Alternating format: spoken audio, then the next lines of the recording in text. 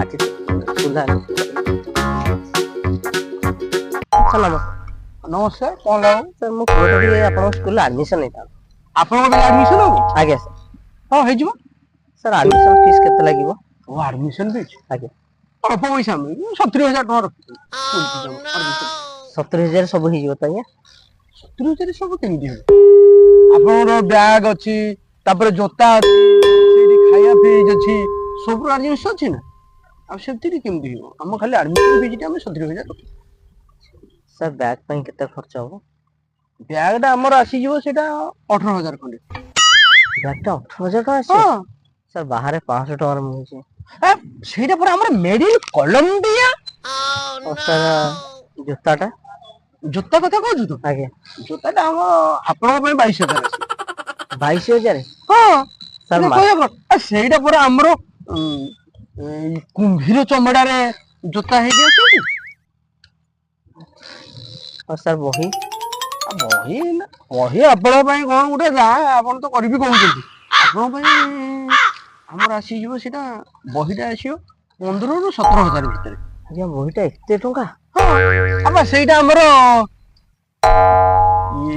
ସୁନା ପାତିଆ ଲାଗିଛି ମଲାଟ ଉପରେ। ବହିରେ ସୁନା ପାତିଆ ଲାଗିଛି? ଆଉ ସାର୍ ଆଉ ଆପଣଙ୍କ ପିଲା ଘରେ କଣ ଖାଉଛନ୍ତି? ସାର୍ ଆମର ରୁଟି ଏଠି ଖାଉଛି। ରୁଟି ଖାଉଛି। ଦିନକୁ କେତେ ପଟ ଖାଉଛି? ଗୋଟେ ପଟ। ଗୋଟେ ପଟ? ସେ ଖାଲି ଦିନରେ ଖାଇବ ନା, ଗୋଟେ ପଟ ଖାଇବ। ହଉ ଠିକ ଅଛି, ଆମେ ପିଲାଙ୍କୁ ଏଇଠି ସେ ପଟେ କରିଦବା ରୁଟି। ଆଉ ଆଜ୍ଞା ରୁଟି ପଟେ କରିଦବା, ତାପରେ ଯାହା ହେଇଥିବ ତରକାରୀ ଆମର ଯାହା ରଖୁଛନ୍ତି ସ୍କୁଲରେ ସେଇଆ କରିବା। ଆଜ୍ଞା। ତାର ଫିସ୍ ପୁଣି ଅଲଗା ଲାଗିବ ନା? ତା ପାଇଁ କେତେ ଖର୍ଚ୍ଚ ହବ? ତା ପାଇଁ ବେଶୀ ଆସିବ, ମାତ୍ର 10,000 ଟଙ୍କା ଟି ଆସିବ। 10,000 ସାର୍ ଗୋଟେ ରୁଟି?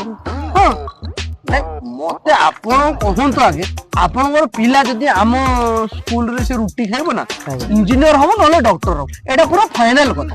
ଆପଣଙ୍କ ପିଲା, ଆପଣ ପଇସା ଦେଖୁଛନ୍ତି ନା ଆପଣଙ୍କର ପିଲା ଭବିଷ୍ୟତ ଦେଖୁଛନ୍ତି? ନାଇଁ ନାଇଁ, ମୋ ପିଲାର ଭବିଷ୍ୟତ।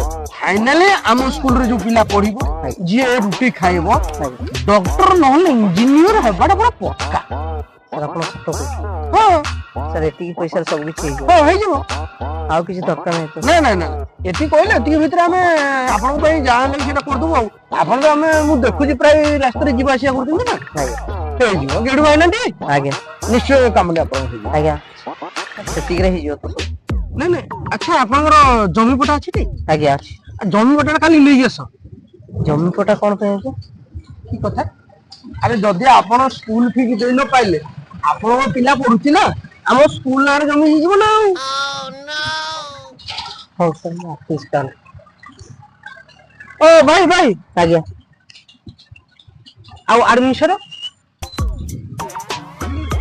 ଆଜ୍ଞା ମୁଁ ଯାଉଛି କିଡନୀ ଟା ବିକ୍ରି କରିକି ଆସିବି। ଆପଣ ଜମା ଯିବା ଦରକାର ନାହିଁ, ଗୋଟେ ମିନିଟ୍, ଏବେ ସଙ୍ଗେ ସଙ୍ଗେ ଆମ ଡକ୍ଟର ଅଛନ୍ତି।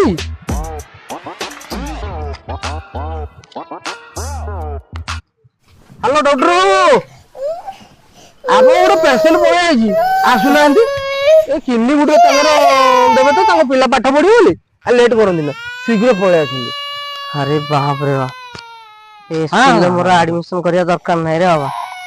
କିଡନୀ, ହାର୍ଟ, ଆଖି ମୋର ସବୁ ତାଡିକି ନେଇ ପଳେଇବେ, ମୋର ଦରକାର ନାହିଁ। ମୋ ପିଲା ପାଠ ପଢିବା ବି ଦରକାର ନାହିଁ ରେ ବାବା। ହେ ଭାଇ ଡକ୍ଟର ପରେ ଆସିବ।